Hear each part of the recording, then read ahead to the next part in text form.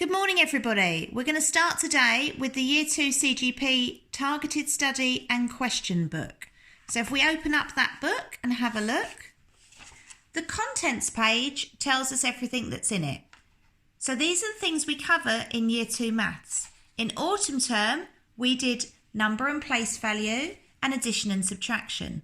Then in spring term, we moved on to multiplication and division, fractions, and we just started our measurement unit where we were learning to tell the time.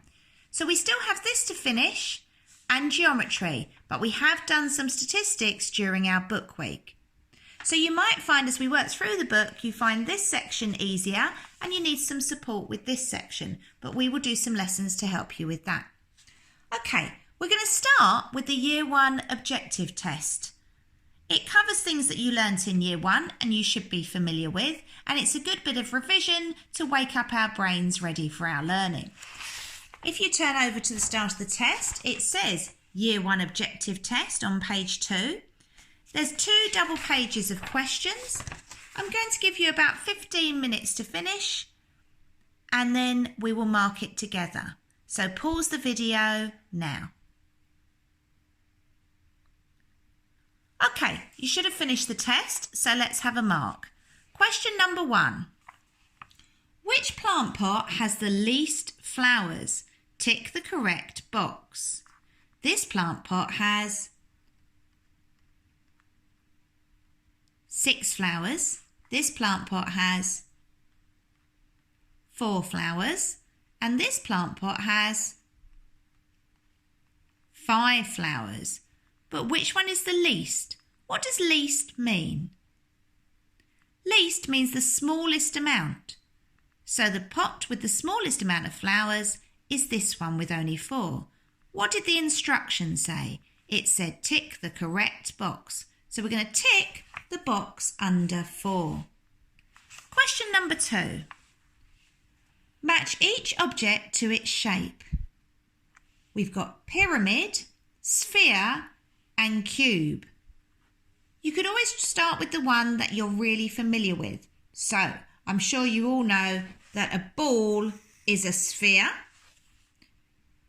and you probably know your dice is a cube, and if you've been to Egypt, you might have seen the pyramids in real life.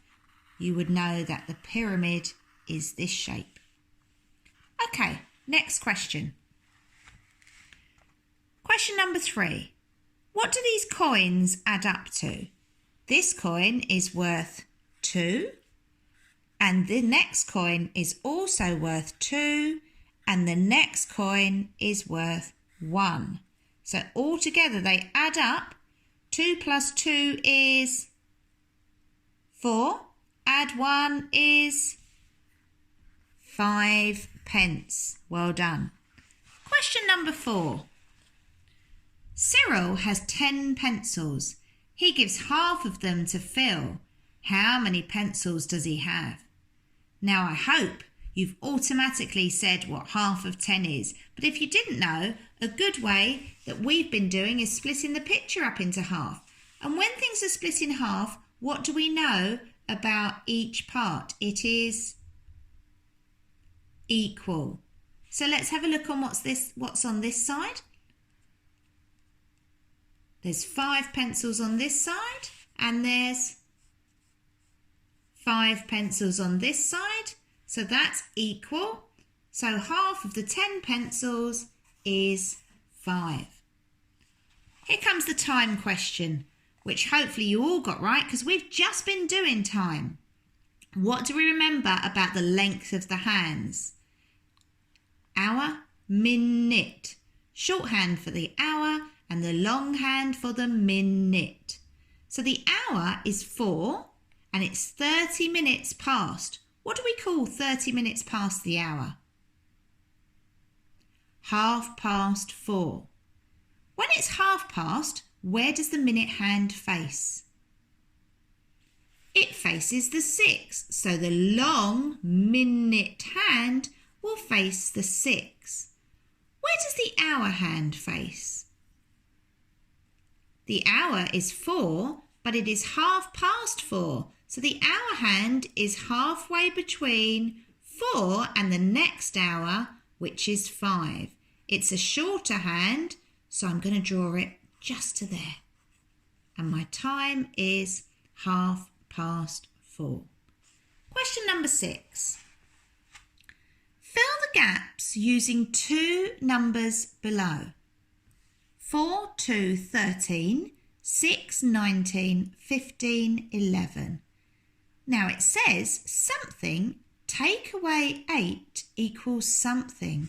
What would happen if I started with 6 and I took away 8?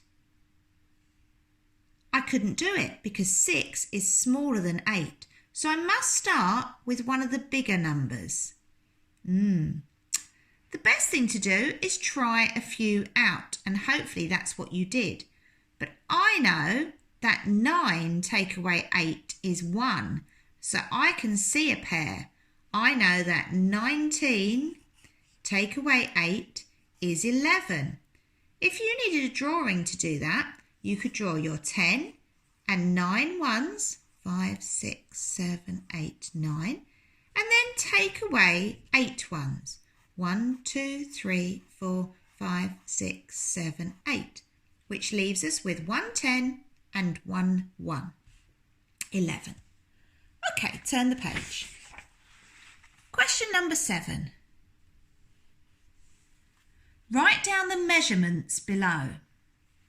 If we look at this scale, it goes round in 10, 20, 30, 40, 50. So we know it's going up in tens.